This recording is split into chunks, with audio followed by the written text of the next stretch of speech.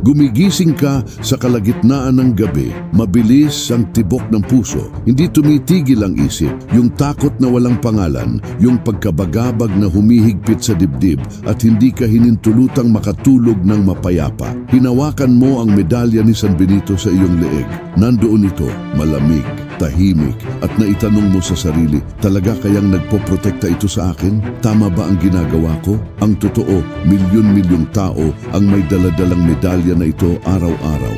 Pero iilan lang ang nakakaalam ng sikreto na nagpapabago sa simpleng bagay na ito bilang isang makapangyarihang kalasag sa espiritu. Hindi ito tungkol sa pagsusuot ng medalya. Ito ay tungkol sa pagdarasal kasama nito. At ang dasal na matutunan mo ngayon ay maaring magbago ng iyong mga gabi, pakikalmahin ang iyong kaluluwa at ilayo ang lahat ng bagay na bumabagabag sa iyo dahil nasa katawan ng medalya. Pero ang tanong ay, buhay ba ang dasal sa iyong kaluluwa?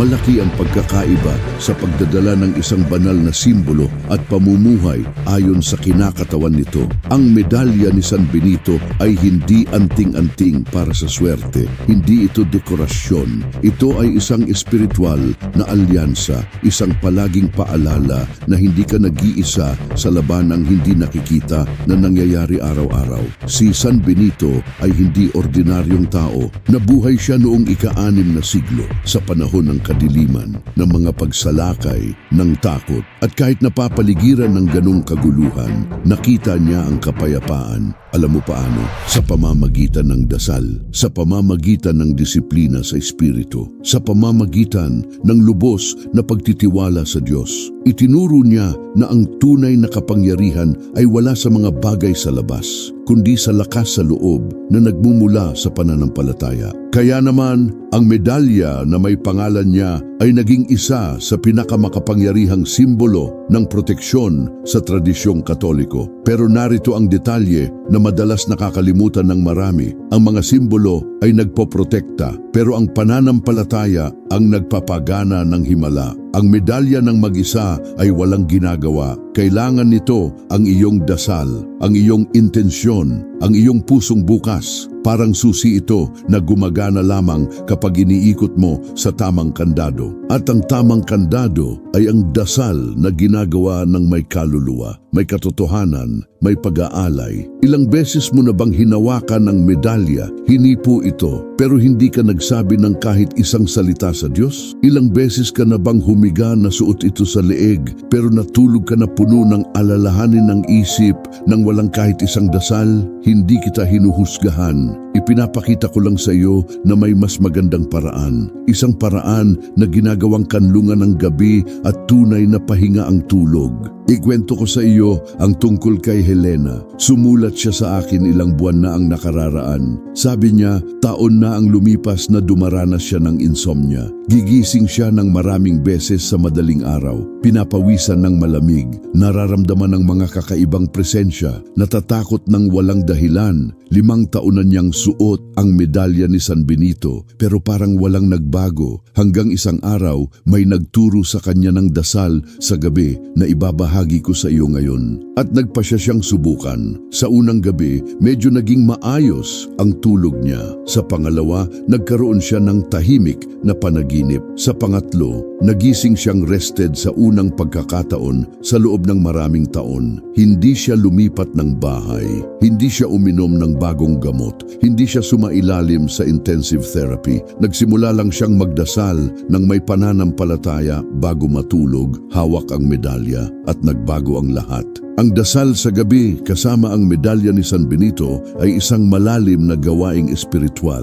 Hindi ito mahika, hindi ito instant na formula, pero totoo ito, nagbabago ito. Dahil kapag nagtinud-tinud kang nagdarasal, may nangyayari sa mundo ng hindi nakikita. Ang iyong mga salita ay umecho sa espiritual na plano. Ang iyong pananampalataya ay nagiging kalasag. Ang iyong pag-aalay ay nagiging lakas. At si San Benito na inilaan ng buong buhay sa pagdarasal at pakikipaglaban sa kasamaan ay nagiging tagapamagitan mo sa harap ng Diyos.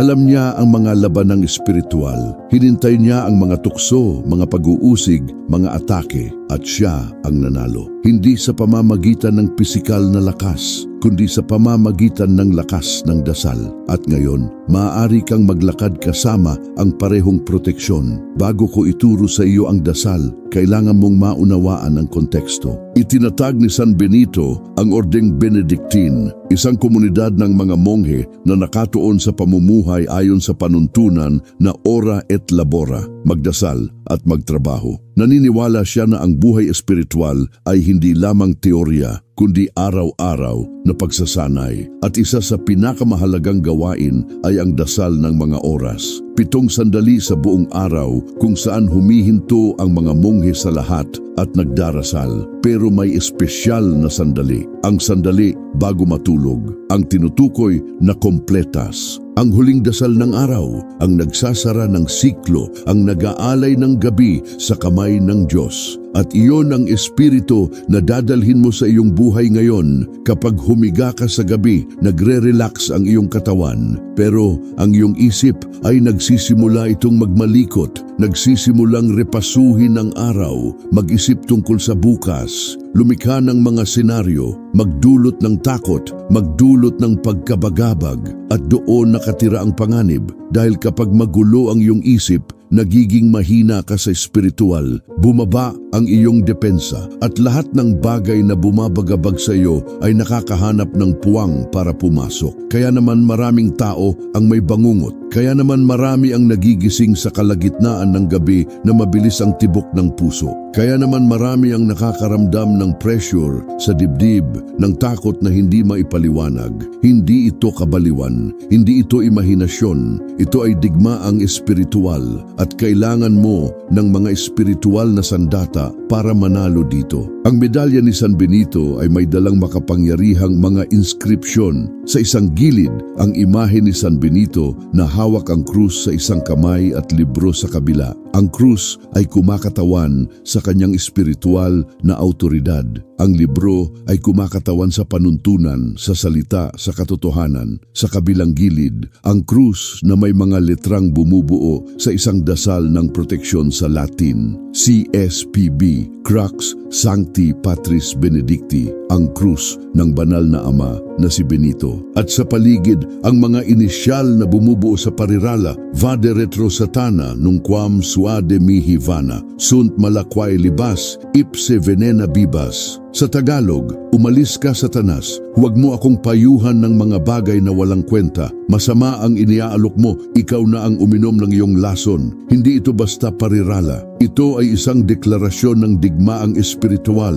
Ito ay isang utos ng pagpapaalis. Ito ay isang pagpapatibay ng pananampalataya. Pero ang mga salitang ito ay may kapangyarihan lamang kapag nagmumula sa pusong naniniwala. Kapag nagdarasal ka ng may pananampalataya, ina-activate mo ang presensya ng Diyos. Iniimbitahan mo ang Espiritu Santo. Binubuksan mo ang puwang para sa biyaya. At doon, oo, ang medalya ay nagiging higit pa sa metal. Nagiging punto ito ng koneksyon sa pagitan mo at ng langit. Isang pisikal na paalala ng espiritual na realidad. Isang portal ng proteksyon. Pero kung walang dasal, ito ay isang bagay lamang. Kung walang pananampalataya, ito ay dekorasyon lamang. At hindi mo gusto ng dekorasyon. Gusto mo ng resulta. Gusto mo ng kapayapaan. Gusto mong makatulog ng tahimik. Gusto mong magising na refreshed. At posible ito. Ngayon ituturo ko sa iyo ang dasal sa gabi na magbabago ng iyong mga gabi. Pero bago yon, may ipapakikalap ko sa iyo.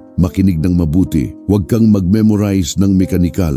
Huwag kang ulit-ulitin ng walang damdamin. Magdasal ng may puso, i-visualize ang proteksyon, damhin ang presensya ng Diyos, maniwala kang naririnig ka dahil naririnig ka nga, hindi binabaliwala ng Diyos ang tapat na dasal, hindi niya isinasara ang mga tainga sa mga hinintay siya ng totoo. At si San Benito na nabuhay para dito ay handang mamagitan para sa iyo. Kaya tuwing gabi, bago matulog, gawin mo ang sumusunod na ritual sa espiritu. Hawakan ang iyong medalya, ipikit ang mga mata, huminga ng malalim ng 3 beses. At simulan, sabihin sa sarili mong salita o gamitin ito, Panginoong Hesukristo, iniaalay ko ang sarili ko sa iyo ngayong gabi. Inilalagay ko ang aking tulog, ang aking mga panaginip, ang aking bahay at pamilya sa iyong proteksyon. Sa pamamagitan ni San Benito, ilayo mo sa akin ang lahat ng kasamaan, lahat ng kaguluhan, lahat ng takot. Protektahan mo ako ng krus ni Kristo.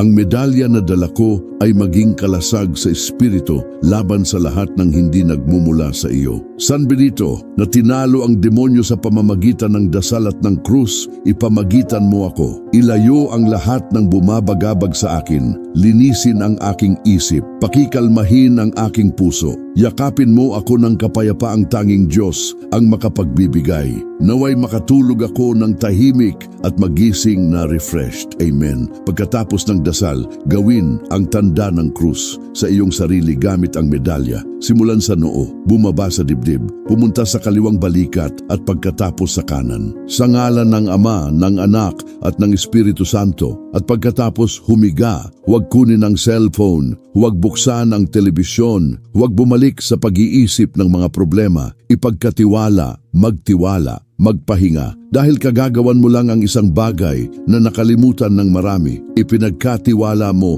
ang iyong gabi sa Diyos. Hindi ka nag-iisa sa kama na iyon. Hindi ka walang proteksyon sa kwartong iyon. Natatakpan ka ng dasal, binabantayan ng pananampalataya, pinoprotektahan ng krus. May mga sasabihin na ito ay pamahiin, na ito ay bagay ng luma, na hindi ito gumagana. Hayaan mo silang magsalita. Hindi ka narito para kumbinsihin ang sinuman. Narito ka para baguhin ang iyong buhay. At ang tunay na nagdarasal, nararamdaman sa balat ang pagkakaiba. Nararamdaman ang kapayapaang pumupuno sa kwarto. Nararamdaman ang bigat na nawawala sa dibdib. Nararamdaman ang tulog na dumarating ng natural. Dahil ang dasal ay nagbabago ng espiritual na atmosfera. Tinataboy nito ang pang-aapi. Binabasag nito ang pagkabagabag. Dinadala nito ang presensya ng Diyos. At kapag naroroon ang Diyos, walang puwang ang takot, walang lakas ang kasamaan. Ang gabi ay humihinto sa pagiging banta at nagiging pahinga muli. Itinuro ni San Benito na ang dasal ay isang sandata. Pero hindi sandata ng pag-atake, sandata ng depensa. Hindi ito nananakit, nagpoprotekta ito. Hindi ito sumisira, pinapanatili nito. At kapag nagdarasal ka bago matulog, itinatayo mo ang isang espiritual na pader sa paligid ng iyong buhay. Isang pader na hindi kayang lagpasan ng kaaway. Isang pader na hindi kayang gibain ng kadiliman. Dahil ang pader na ito ay hindi gawa sa mga ladrilyo. Gawa ito sa pananampalataya. At ang pananampalataya kapag totoo ay hindi masisira. Ang kasamaan ay lumalaban sa lahat, maliban sa dasal na ginawa ng may kaluluwa. Maaari itong lumaban sa pisikal na lakas. Maaari itong lumaban sa talino ng tao, pero hindi ito makakalaban sa tapat na dasal. Dahil ang dasal ay nagdadala ng Diyos sa labanan. At kapag pumasok ang Diyos, ang kasamaan ay tumatakbong palayo. Alam mo bang ilang beses sinubukang lasunin si San Benito? Oo, sinubukan ng kanyang mga kaaway na patayin siya. Nilagyan nila ng laso ng kanyang pagkain, ang kanyang alak. Pero sa tuwing gumagawa siya ng tanda ng krus sa pagkain, nawawala ang epekto ng lason. Sa isang pagkakataon, ang kopa na may lason ay nabiyak sa gitna bago pa man siya uminom. Himala? Oo, pero himalang nagmula sa palagiang dasal. Hindi nabuhay si San Benito nang walang dasal. Gumigising siyang nagdarasal. Nagtatrabaho siyang nagdarasal. Kumakain siyang nagdarasal. Natutulog siyang nagdarasal. Ang dasal ang oxygen ng kanyang kaluluwa. At kaya niya nagkaroon ng espiritual na autoridad. Kaya natatakot ang mga demonyo kapag iniutos niya. Kaya gumagaling ang mga may sakit kapag siya ay nagdasal. Kaya hinintay ng mga tao ang kanyang proteksyon. At ngayon, pagkalipas ng mga siglo, ang parehong proteksyon ay magagamit mo. Hindi dahil espesyal ka, kundi dahil tapat ang Diyos. Hindi dahil nararapat ka, kundi dahil ang biyaya ng Diyos ay hindi nakasalalay sa merito. Nakasalalay ito sa pananampalataya. Nakasalalay sa pag-aalay. Nakasalalay sa dasal. At At kapag nagdarasal ka kasama ang medalya ni San Benito, ina-activate mo ang mga siglo ng espiritual na tradisyon. Kumokonekta ka sa isang agos ng pananampalataya na tumatawid sa mga henerasyon. Hinintay mo ang pamamagitan ng isang santo na inilaan ang buong buhay sa pagtuturo sa mga tao na mamuhay ng mapayapa, protektado at malaya sa kasamaan. At hindi ito maliit na bagay. Ito ang lahat. Maraming tao ang gumagamit ng medalya pero hindi kailanman tumigil upang maunawaan ang kahulugan nito. Iniisip nila na sapat na ang isuot ito sa leeg at tapos na. Pero hindi ganoon. Ang medalya ay hindi anting-anting. Ito ay alyansa. Ito ay pangako. Ito ay paalala. Kapag tinitingnan mo ito, dapat ito ay magpaalala sa iyo na mamuhay tulad ng pamumuhay ni San Benito, na may dasal, na may pananampalataya, na may disiplina sa espiritu, na may pagtitiwala sa Diyos. Kung isusuot mo ang medalya pero hindi ka magdarasal, ito ay parang may susi ka pero hindi mo kailanman binubuksan ang pinto. Parang may mapa ka pero hindi mo kailanman sinusundan ang landas. Ang medalya ay nagpapakita ng direksyon pero kailangan mong maglakad. At ang paglakad sa kasong ito ay nangangahulugang magdasal, nangangahulugang mag-alay, nangangahulugang magtiwala. Ikwento ko sa iyo ang tungkol kay Roberto. Siya ay isang driver ng truck, gumugugol ng mga araw sa kalsada, mag-isa. At sa loob ng maraming taon, natatakot siya kapag natutulog sa kabin ng kanyang truck. Takot sa hold-up, takot sa aksidente, at takot sa kalungkutan. Hanggang isang araw, may nagbigay sa kanya ng medalya ni San Benito. Inilagay niya ito sa rear view mirror. Pero walang nagbago, nanatili ang takot hanggang may nagturo sa kanya na magdasal at nagsimula siyang gawin ito tuwing gabi bago matulog sa kabin. Hawak niya ang medalya, ginagawa niya ang dasal, iniaalay niya ang gabi sa Diyos at nawala ang takot, hindi biglaan pero unti-unti nagsimula siyang makatulog ng mas maayos, magising ng mas tahimik. Magmaneho ng may kapayapaan at siya mismo ang nagsabi, palagi nang nandyan ang medalya. Pero ang pagbabago ay dumating lamang noong nagsimula akong magdasal at iyon ang gusto kong maunawaan mo. Hindi ito tungkol sa pagsusuot. Ito ay tungkol sa pamumuhay ayon sa kinakatawan nito. Hindi ito tungkol sa pagdadala sa dibdib. Ito ay tungkol sa pagdadala sa puso dahil ang puso ang lugar kung saan naninirahan ang pananampalataya. Ang puso ang lugar kung saan ipinapanganak ang dasal. At kapag ang iyong puso ay nakaayon sa Diyos, nagbabago ang lahat, nagbabago ang iyong mga gabi, nagbabago ang iyong mga araw, nagbabago ang iyong kapayapaan, nagbabago ka at napapansin ito ng mga tao sa paligid mo dahil ang tunay na kapayapaan ay hindi nagtatago. Ito ay nagniningning, ito ay umaapaw, ito ay nakakahawa at maaari kang maging ganoong tao. Ang taong natutulog ng tahimik, ang taong nagigising na refreshed, ang taong nabubuhay na protektado. Simulan mo lang ang magdasal. Ngayon, gusto kong magbigay ng imbitasyon sa iyo. Kung nararamdaman mo na ang mensaheng ito ay tumama sa iyong puso, kung napansin mo na kailangan mo ng mas maraming kapayapaan sa iyong buhay, gusto ko sanang hilingin sa iyo na mag-subscribe sa channel na ito. Hindi lang ito tungkol sa mga numero, dahil dito, nagbabahagi kami ng mga totoong kwento, makapangyarihang dasal at mga aral na nagbabago ng buhay. At ayokong makaligtaan mo ang anumang video. Linggo-linggo may bagong content. Linggo-linggo may bagong kwento. At sino ang nakakaalam, baka ang susunod na kwento ay ang iyo. Mag-iwan ng komento sa ibaba na nagsasabi, nagdarasal ka na ba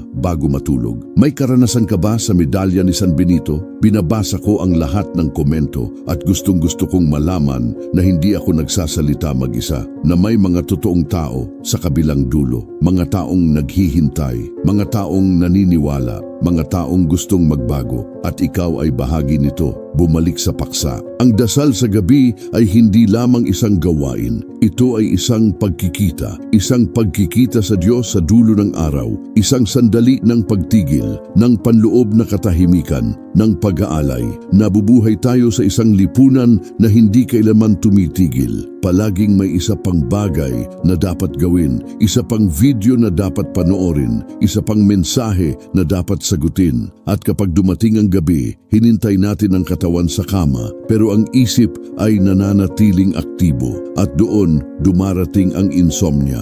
Dumarating ang pagkabagabag, dumarating ang takot dahil nakalimutan nating i-off, nakalimutan nating ipagkatiwala, nakalimutan nating magdasal. Ang dasal sa gabi ay ang off button ng kaluluwa. Ito ang sandali kung saan sinasabi mo, tapos na. Ginawa ko ang kaya ko ngayon. Ang natitira ay nasa kamay ng Diyos. At may magandang bagay dito. Kapag ipinagkatiwala mo, tunay kang nagpapahinga. Hindi yung mababaw na pahinga kung saan natutulog ang katawan pero nagtatrabaho pa rin ang isip. Ito yung malalim na pahinga. Yung kung saan nagigising ka at nararamdaman mong talagang natulog ka. Na talagang naibalik ang enerhiya dahil hindi ka nag-iisa nung gabing yon. Ang Diyos ang nag-aalaga sa iyo, si San Benito ang namamagitan para sa iyo, at ang medalya na hinawakan mo ng may pananampalataya ay nagtatagumpay sa layunin nito. Maraming tao ang nagsasabi na ang mga bagay na ito ay kalokohan, na mga pamahiin ito. Pero ang mga parehong taong ito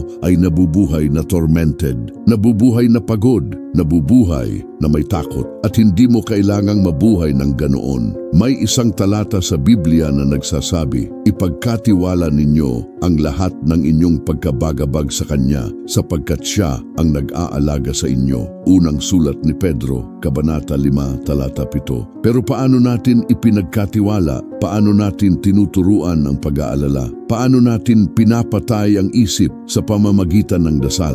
Ang dasal ang channel ng komunikasyon sa pagitan mo at ng Diyos. Ito ang direktang telepono. Ito ang linya na walang interference. At kapag nagdarasal ka ng totoo, hindi ka nagsasalita mag-isa. Naririnig ka at higit pa rito, inaasikaso ka. Dahil hindi bingi ang Diyos, hindi malayo ang Diyos. Malapit ang Diyos. Mas malapit kaysa sa iniisip mo at gusto niyang alagaan ka. Gusto niyang bigyan ka ng kapayapaan. Gusto niyang protektahan ka. Pero hinintay niya na humingi ka, na hanapin mo siya, na magdasal ka. Ang medalya ni San Benito ay isang sakramental.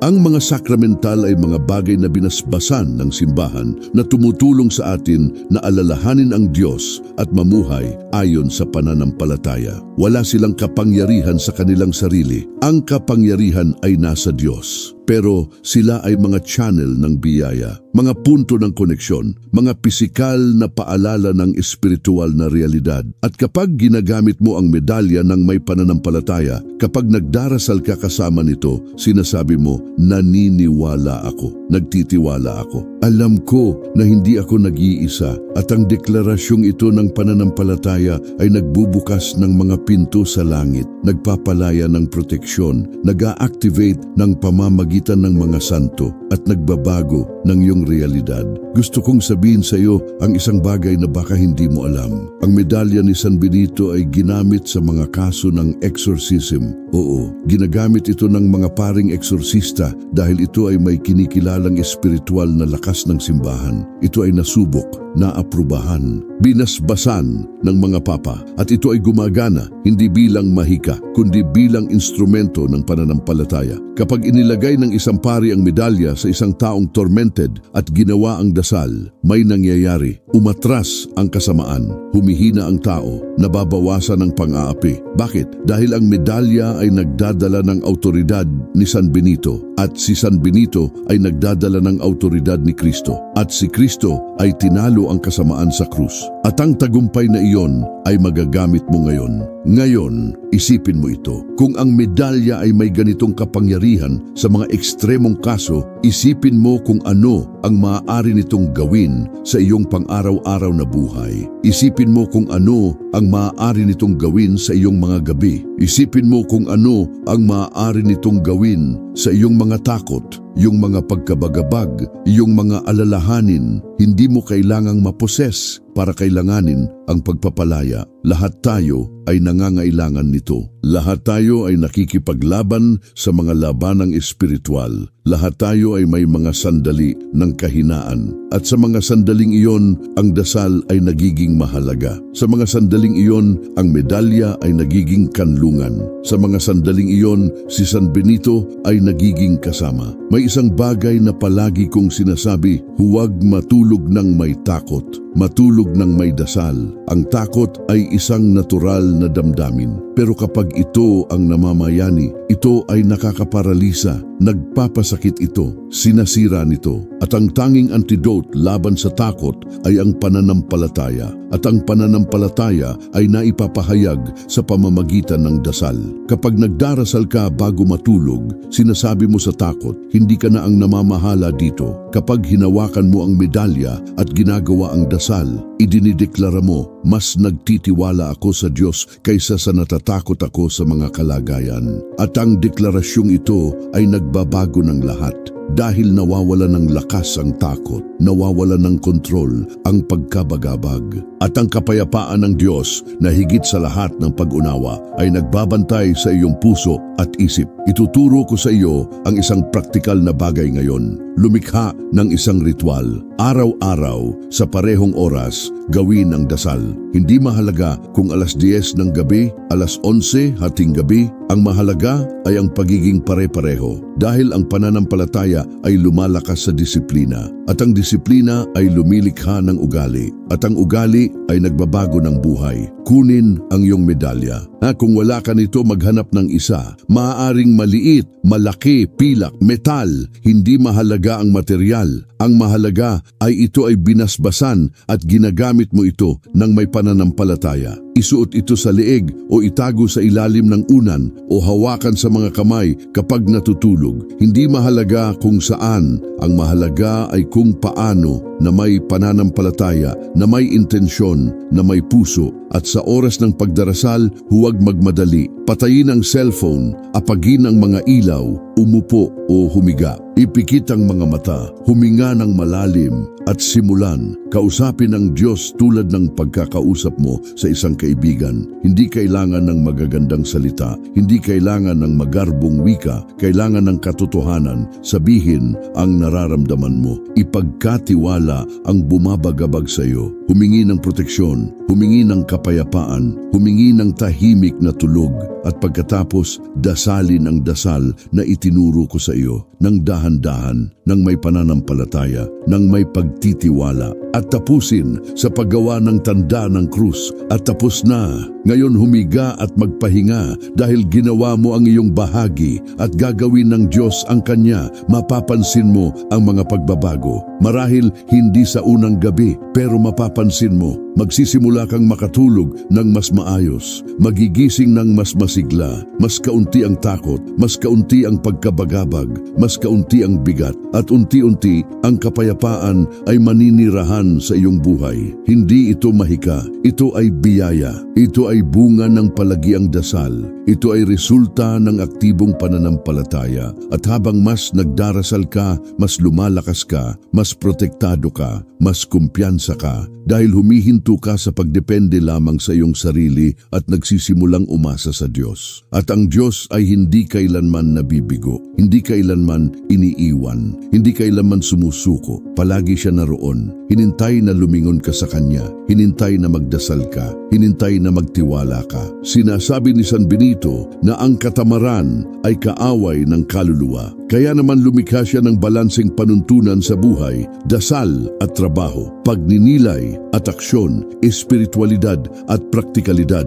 At iyon ang kailangan mo sa iyong buhay. Hindi sapat na magdasal lamang at walang gawin. At hindi sapat na gumawa lamang at hindi magdasal. Kailangan ng balanse, kailangan ng dalawa. At ang dasal sa gabi ay ang perpektong pagsasara ng araw. Ito ang sandali kung saan humihinto ka, sinusuri, nagpapasalamat, nag-aalay, at naghahanda para sa bukas. Dahil bukas ay magkakaroon ng mga bagong laban, mga bagong hamon, at kailangan mong maging espiritual na malakas para harapin ang mga ito. Gusto kong magtanong sa iyo, ano ang huling bagay na iniisip mo bago matulog? Ang problema sa trabaho? Ang bill na hindi mabayaran? Ang away na naranasan mo? Ang pag-aalala tungkol sa hinintay?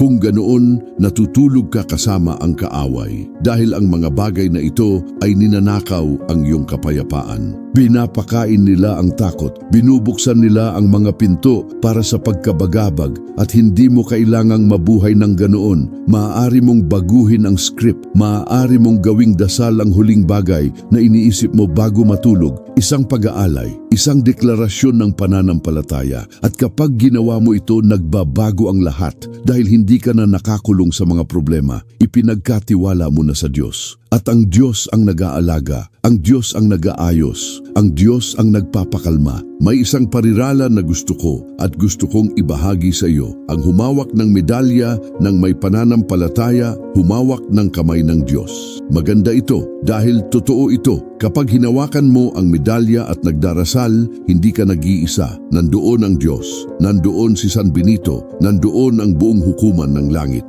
At ikaw ay protektado, binabantayan, sinusuportahan. At ang katiyakang ito ay nag-aalis ng takot. Ang katiyakang ito ay nagdadala ng kapayapaan. Ang katiyakang ito ay nagbabago ng mga gabing puno ng tormento sa mga gabi ng pahinga. At nararapat mo ito. Nararapat mong matulog ng mapayapa. Nararapat mong magising na refreshed. Nararapat mong mabuhay ng walang takot at lahat ng ito ay abot kamay mo. Piliin mo lang na magdasal. Bago magpatuloy, gusto kong magbigay ng isa pang imbitasyon. Kung may kilala kang nahihirapan sa mga gabi na nakikipaglaban sa insomnia, sa takot, sa pagkabagabag, ibahagi ang videong ito sa taong iyon. Dahil minsan, ang pagbabago na kailangan ng isang tao ay nasa simpleng mensahe, sa isang itinuro na dasal, sa isang kilos ng pagmamahal. At maaari kang maging instrumento nito, maaari kang maging kamay ng Diyos sa buhay ng isang tao. At bilang bonus, mag-iwan ng komento kung anong tema ang gusto mong pag-usapan natin sa susunod na video. May kwento ba ng santo na nagbibigay inspirasyon sa iyo?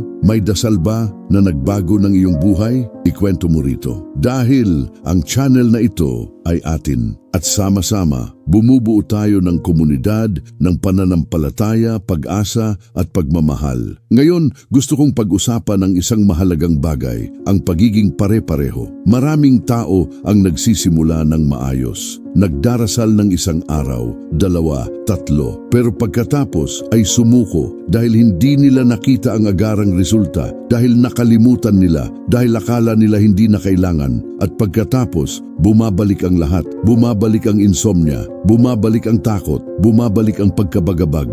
Bakit? Dahil ang buhay espiritual ay tulad ng buhay pisikal.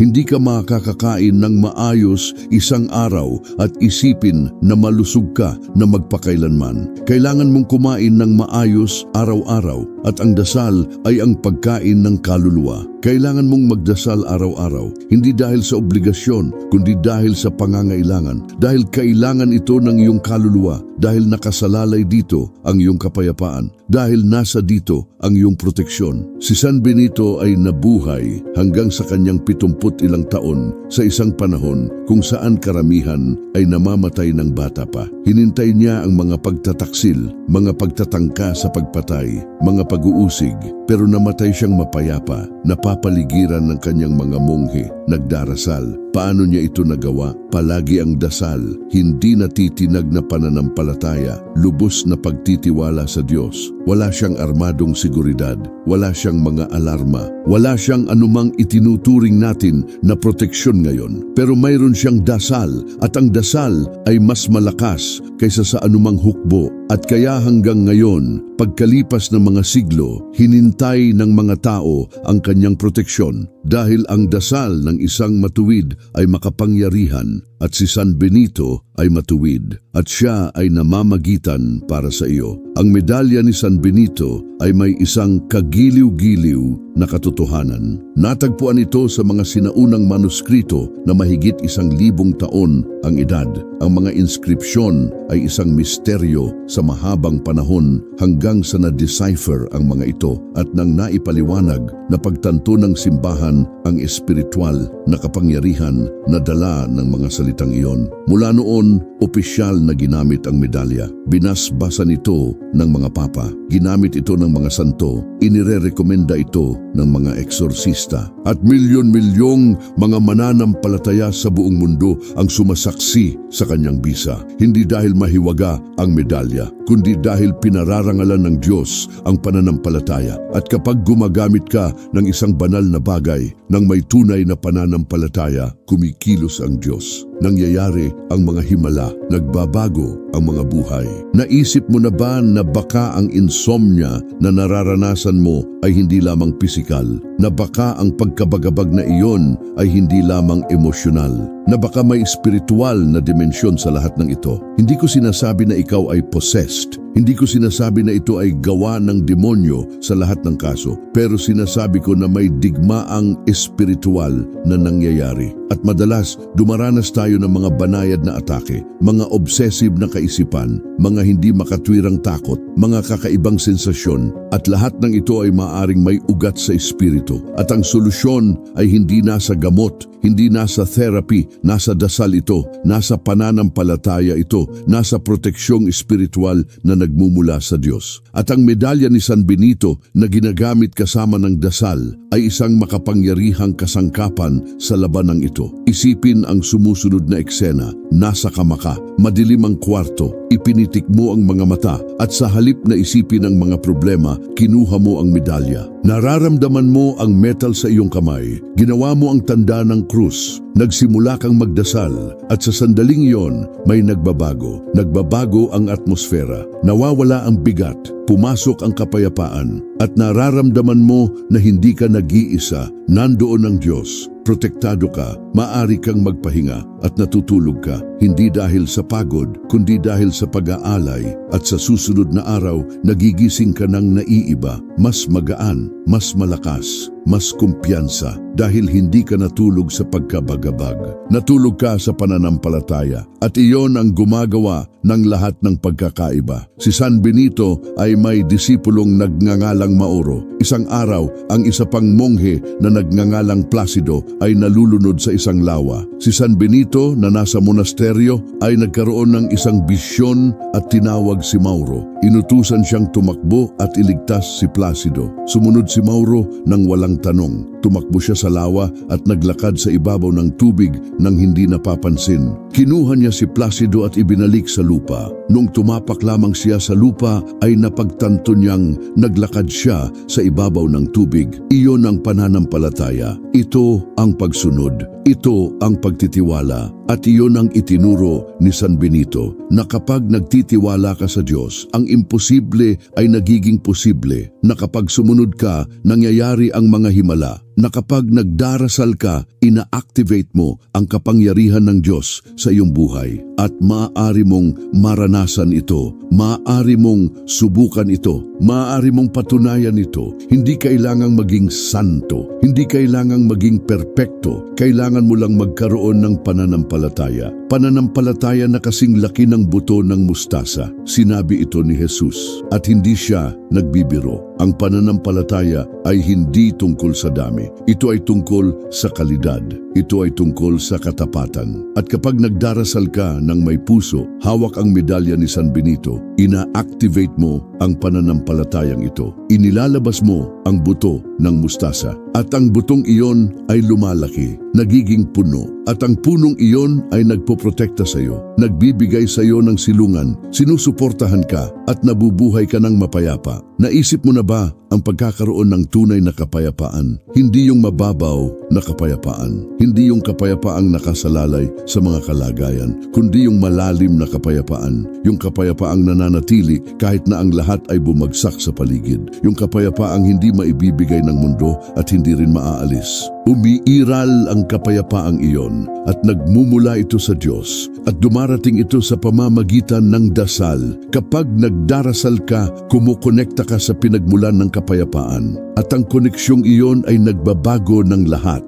Nagbabago ng iyong mga gabi, nagbabago ng iyong mga araw, nagbabago ng iyong buhay at nagiging ibang tao ka. Isang taong hindi na nabubuhay sa takot, kundi sa pananampalataya. Isang taong hindi na nabubuhay sa pagkabagabag, kundi sa pagtitiwala. Isang taong hindi na nabubuhay mag-isa, kundi kasama ang Diyos. Ang dasal sa gabi kasama ang medalya ni San Benito ay hindi garantiya na hindi darating ang mga problema. Hindi garantiya na hindi ka magkakaroon ng mga hamon. Pero garantiya ito na hindi mo haharapin ang anumang bagay mag-isa. Garantiya ito na magkakaroon ka ng lakas. Garantiya ito na magkakaroon ka ng kapayapaan. At iyon ay mas mahalaga kaysa sa anumang bagay. Dahil maaari kang magkaroon ng lahat at wala kang kapayapaan. Maaari kang magkaroon ng pera, tagumpay, pagkilala, at gayon pa man nagigising ka na may takot sa kalagitnaan ng gabi. Pero kapag may kapayapaan ka, mayroon ka ng lahat. Dahil ang kapayapaan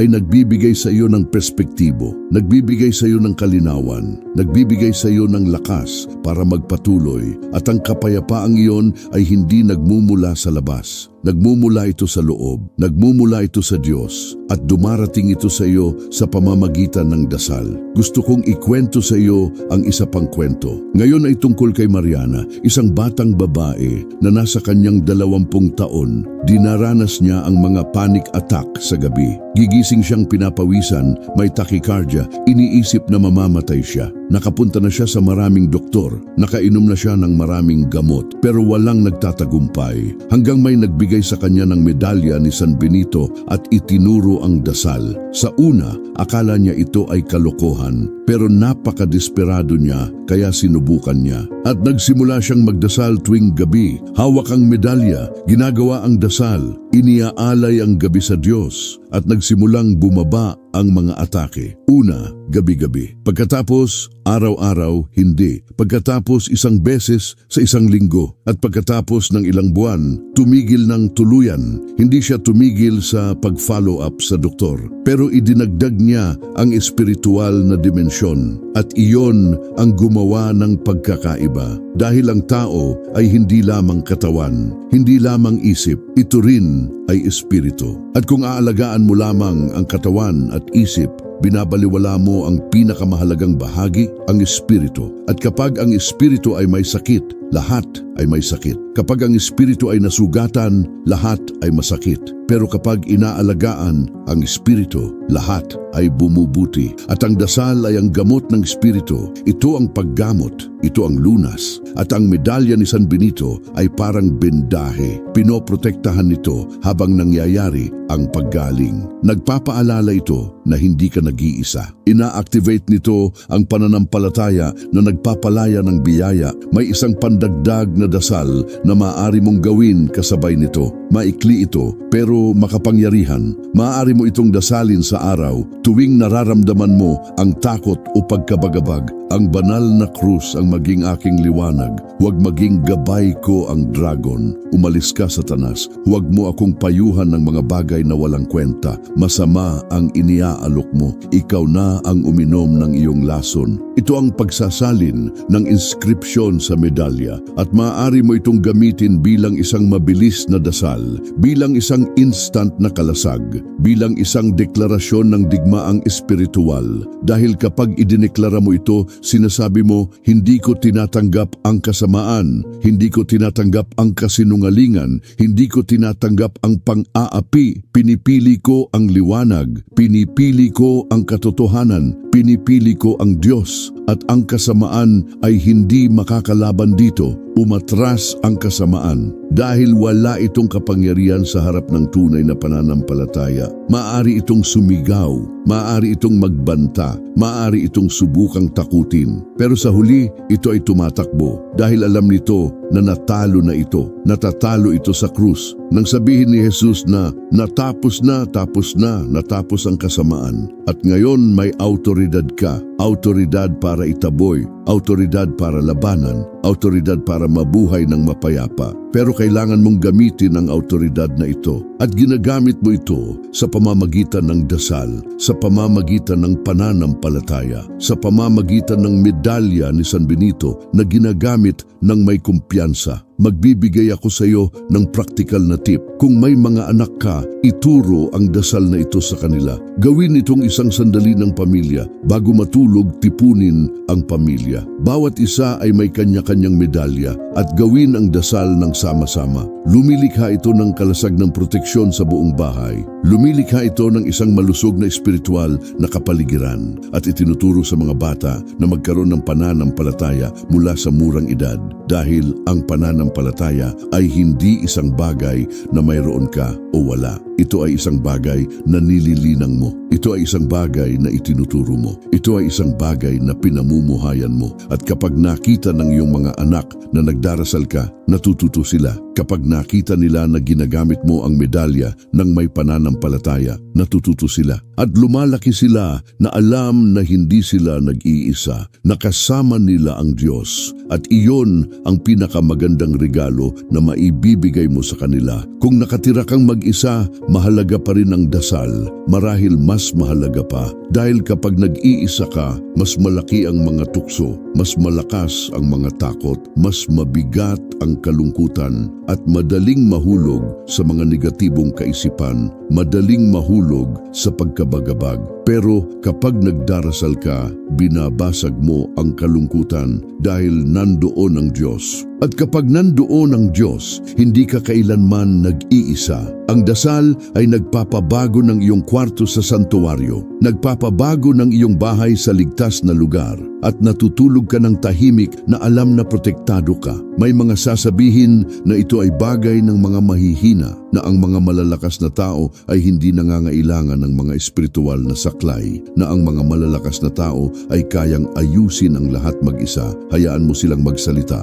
Dahil ang tunay na lakas ay nasa pagkilala na kailangan mo ng tulong, nasa pag-amin na hindi mo kaya mag-isa, nasa pag-aalay ng sarili sa Diyos. Ang pagmamataas ay kahinaan na nakatago. Ang kababaang loob ay lakas na kinikilala. At kapag nagdarasal ka, nagpapakumbaba ka, sinasabi mo, kailangan kita, Panginoon. At pinararangalan ng Diyos ang kababaang loob na iyon. Siya ay lumalapit, siya ay kumikilos, siya ay nagbabago. Hindi madali ang buhay ni San Benito. Hinintay niya ang oposisyon, hinintay niya ang pagtataksil, hinintay niya ang tukso, pero siya ang nanalo. Hindi dahil siya ay superhuman, kundi dahil hindi siya kailanman sumuko sa pagdarasal. Mayroon siyang hindi natitinag na gawain ng dasal.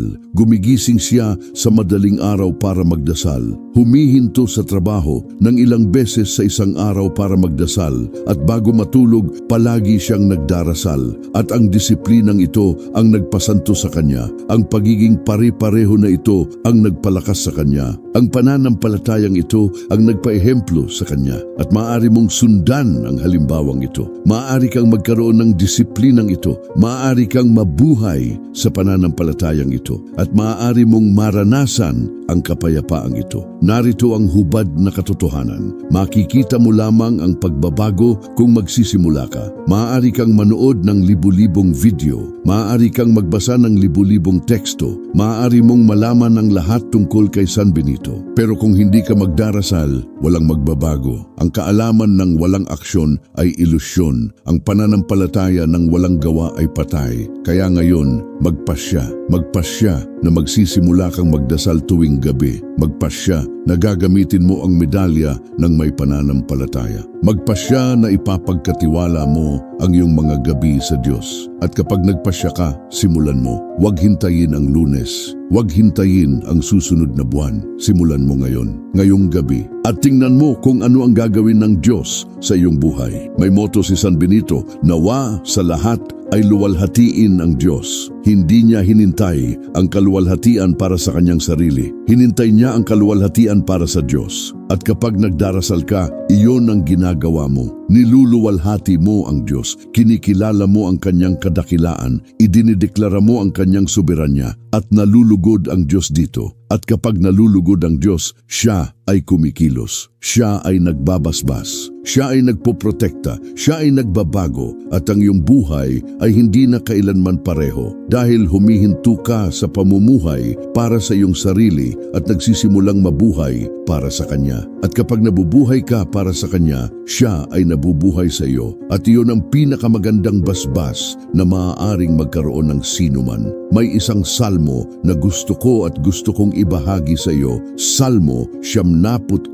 sabi nito, ang naninirahan sa silungan ng kataas-taasan, sa lilim ng makapangyarihan ay magpapahinga. Sasabihin ko tungkol sa Panginoon, siya ang aking Diyos, aking kanlungan, aking kuta, at sa Kanya ako magtitiwala. Ang salmong ito ay tungkol sa proteksyon, tungkol sa pagtitiwala, tungkol sa pahinga. At kapag dasalin mo ang dasal sa gabi kasama ang medalya ni San Benito, naninirahan ka sa silungan ng kataas-taasan, nagpapahinga ka sa lilim ng makapangyarihan at walang makakahawak sa iyo dahil natatakpan ka, protektado, binabantayan at maaari kang matulog ng mapayapa. Isipin ang pagkakaroon ng katiyakan nito tuwing gabi. Isipin ang paghiga na alam na protektado ka, na ang iyong mga anak ay protektado, na ang iyong bahay ay protektado, na walang masamang makakapasok, hindi dahil espesyal ka, kundi dahil nagtitiwala ka sa Diyos at tapat ang Diyos. At kapag nagtitiwala ka, siya ay kumikilos at nararanasan mo ang kapayapaang higit sa lahat ng pag-unawa, ang kapayapaang hindi kilala ng mundo, ang kapayapaang nagmumula lamang sa Diyos. At ang kapayapaang iyon ay mas mahalaga kaysa sa ginto, mas mahalaga kaysa sa anumang bagay. Dahil kasama nito, kaya mong harapin ang anumang bagay. Kung wala ito, wala kang kaya. Gusto kong iwan ka ng isang huling pagninilay bago magtapos. Ang medalya ni San Benito ay isang simbolo. Ang dasal ay isang kasangkapan, pero ang talagang mahalaga ay ang iyong pananampalataya, ang iyong pag-aalay, ang iyong pagtitiwala sa Diyos. Kung gagamitin mo ang medalya pero wala kang pananampalataya, hindi ito gagana. Kung magdarasal ka pero hindi nagtitiwala, walang magbabago. Pero kung pagsasamahin mo ang medalya, ang dasal at ang pananampalataya, doon nangyayari ang mga himala. Dahil ina-activate mo ang kapangyarihan ng Diyos sa iyong buhay. Binubuksan mo ang mga pinto ng langit, pinapakawalan mo ang biyaya at nagbabago ang iyong buhay. Nagbabago ang iyong mga gabi at nagsisimula kang mamuhay ng totoo. Kaya ngayong gabi, bago matulog, huwag kalimutan, kunin ang iyong medalya, ipikit ang mga mata, huminga ng malalim at magdasal. Ipagkatiwala ang iyong gabi sa Diyos, humingi ng proteksyon, humingi ng kapayapaan at magtiwala dahil naririnig ka ng Diyos. Namamagitan si San Benito at hindi ka nag-iisa, hindi kailanman naging nag-iisa, hindi kailanman magiging nag-iisa. At kapag naunawaan mo ito ng totoo, nawawalan ng kapangyarihan ng takot, nawawalan ng lakas ang pagkabagabag at ang kapayapaan ng Diyos ay pumupuno sa iyong puso at natutulog ka ng tahimik at nagigising ka na refreshed at nabubuhay ka ng buo dahil natutunan mo ang sikreto. Hindi ito tungkol sa pagsusuot ng medalya. Ito ay tungkol sa pagdarasal kasama nito. Ito ay tungkol sa pamumuhay ayon sa kinakatawan nito. Ito ay tungkol sa pagtitiwala sa Diyos araw-araw, gabi-gabi nang walang pagbubukod. At ngayon, sa pagtatapos ng paglalakbay na ito, gusto kong magbigay ng huling imbitasyon. Kung ang mensaheng ito ay tumama sa iyo, kung naramdaman mo na kailangan mo ito sa iyong buhay, kung gusto mong maranasan ang kapayapaang ito, ang proteksyong ito, ang tunay na pahinga, mag-subscribe sa channel, i-activate ang bell, ibahagi sa mga mahal mo, at mag-iwan ng komento na nagsasabi, paano ang iyong unang gabi na nagdarasal kasama ang medalya ni San Benito? Ano ang naramdaman mo? Ano ang nagbago? Dahil gusto kong malaman, gusto kong makisaksi kasama mo. Gusto kong ipagdiwang ang iyong tagumpay. At sino ang nakakaalam, baka ang iyong kwento ang susunod na ikukwento natin dito. At kung may mga suhestyon ka ng mga tema ng mga santo, ng mga dasal, iwan mo rin dito sa ibaba. Dahil ang channel na ito ay atin at sama-sama lumalaki tayo sa pananampalataya, sa pag-asa at sa pagmamahal. Naway ipamagitan ka ni San Benito, naway maging kalasag mo ang medalya, naway maging lakas mo ang dasal, at naway bigyan ka ng Diyos ng kapayapaang hinintay mo. Huwag matulog ng may takot, matulog ng may dasal, at makikita mo ang pagbabago sa iyong buhay. Dahil mangyayari ito, maniwala ka sa ngalan ng Ama, ng Anak, at ng Espiritu Santo. Amen.